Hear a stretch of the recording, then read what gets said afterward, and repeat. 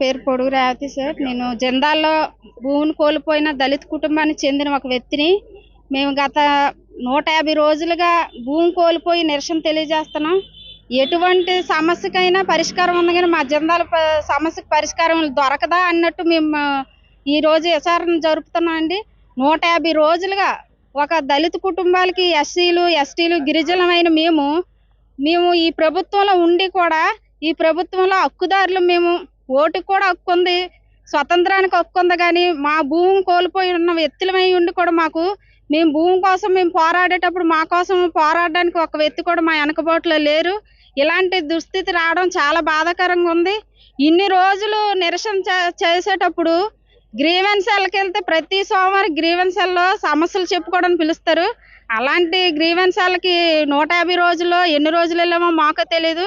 ఎటువంటి స్పందన మాకు కనబడలేదు. ఈరోజు మా బాధలు చెప్పుకోవడానికి ప్రభుత్వం వారికి ప్రతిరోజు మేము నిరసన తెలియజేసేటప్పుడు మా కోసం మా దళిత కుటుంబాలు, గిరిజనులు, ఎస్సీలు, ఎస్టీలమైన మమ్మల్ని న్యూస్ల ద్వారాగా, పత్రికల ద్వారాగా వినే ప్రతి ఒక్కరు మాలాంటి కుటుంబాలు ఎన్నో ఉన్నాయి.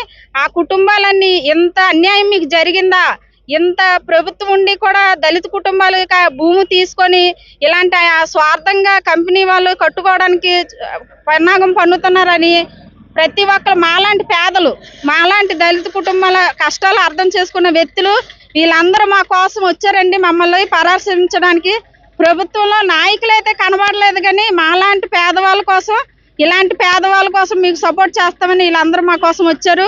ఈ రోజు ఎంతమంది వచ్చారో మీరే చూస్తారు, పత్రికల ద్వారాగా, వీడియో ద్వారాగా. ఇలాంటి పరిస్థితి వచ్చిందా మీకని మాతో పాటు మా కష్టం పంచుకోవడానికి ఈరోజు ఇక్కడ మా దగ్గరికి వచ్చారండి. ప్రభుత్వం వారికి మాత్రం ఏమాత్రం కూడా మనసు కరగలేదా? 150 రోజులైనా సరే మేము ఎక్కడున్నామని గుర్తింపు రావలేదు. ఇలాంటి సమయంలో కూడా ఇలాంటి పేదవారి కోసం పేదవారు వచ్చి